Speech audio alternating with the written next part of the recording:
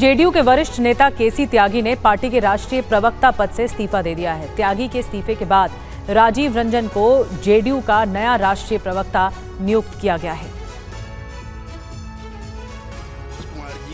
केसी त्यागी का इस्तीफा और जेडीयू में हुए बदलाव को अंदरूनी कलह से जोड़कर देखा जा रहा है। कहा जा रहा है कि केसी त्यागी ने कई मुद्दों पर पार्टी लाइन से हटकर बयान दिया था, जिससे पार्टी नाराज थी, इसलिए उनकी जगह नई नियुक्ति की गई है। जेडीयू महासचिव आफाक अहमद खान ने आज इस बदलाव की जानकारी दी।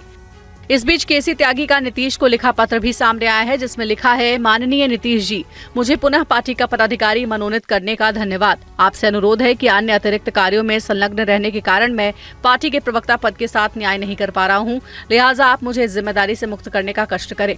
वहीं राजीव रंजन ने नई जिम्मेदारी मिलने पर नीतीश का आभार जताया है। एक सामान्य कार्यकर्ता के तौर पर जो भी पार्टी ने जिम्मेदारी दी है, मैंने उसकी ईमानदारी के साथ उन जिम्मेदारियों को पूरा करने का काम किया है। अब जो नई जिम्मेदारी है, इसका भी पूरी निष्ठा के साथ निर्वहन करूंगा। जेडीयू के प्रवक्ता पद से इस्तीफे के बाद टीवी 9 से बोले हैं केसी त्यागी, मैंने नीतीश से प्रवक्ता पद से मुक्त करने के लिए कहा था। ना नाराज हूं, ना निराश हूं, ना हताश हूं। केसी त्यागी का ये बयान आया है अपना इस्तीफा देने के बाद। राजनीतिक सलाहकार की भूमिका निभाता रहूंगा, किसी पार्टी में जाने का कोई सवाल ही नहीं है। ये देखिए, यही वो लेटर है जिसमें केसी त्यागी ने अपना रेजिग्नेशन दिया है, अपना इस्तीफा दिया है, और उन्होंने कहा है कि राजनीतिक सलाहकार की भूमिका निभाता रहूंगा, दूसरी पार्टी में जाने का कोई सवाल नहीं।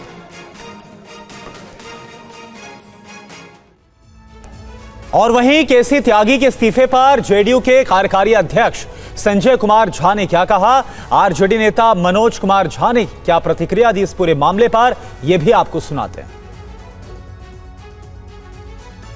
केसी त्यागी जी ने अपने व्यस्तता के कारण प्रवक्ता पद से इस्तीफा दिया है। उन्होंने माननीय मुख्यमंत्री और राष्ट्रीय अध्यक्ष जी को पत्र लिखा है और बात भी किया है कि उनका पास समय की कमी है, इसलिए उस पद मेरा टिप्पणी करना उचित नहीं होगा। एक दल का आंतरिक मामला है, त्यागी जी ने निजी कारणों से दिया, लेकिन इतना तो मैं जानता हूं कि उनके साथ काम भी किया है। कई फोरम पर, खास करके पैलेस्टीनियन फोरम पे हम लोग साथ मिलते रहे हैं। हमारा एक सा स्टैंड है, ये हमारी पार्टी का स्टैंड है, और लगभग कमोबेश वो वही चीज़ें बोलते हैं इन मुद्दों पर जो गांधी नेहरू के टाइम से या लोहिया जी का विचार था। अब अगर उससे किसी को गुरेज हुआ हो, मैं उसमें तह में नहीं जाना चाहता, लेकिन एब्सोल्युटली अगर निजी कारणों से वो दिया तो उनका वो फैसला है। और आरजेडी प्रवक्ता मृत्युंजय तिवारी ने कहा है कि केसी त्यागी के इस्तीफे के बाद जेडीयू में भगदड़ मचने वाली है। केसी त्यागी जी वरिष्ठ समाजवादी नेता रहे हैं, बेबाकी से बोलने के लिए जाने जाते हैं, और वो अगर उन्होंने त्याग पत्र दिया है, कहीं न कहीं दुखी मन से उन्होंने दिया है। अब इस पार्टी की विचारधारा, जेडीयू की विचारधारा तार तार हो चुकी है। अब जेडीयू में कोई रहना नहीं चाहता, पुराने जो भी लोग हैं सब साथ छोड़कर जाएंगे, और आने वाले दिनों में भादो महीने के बाद भगदड़ जेडीयू में मचने वाली है।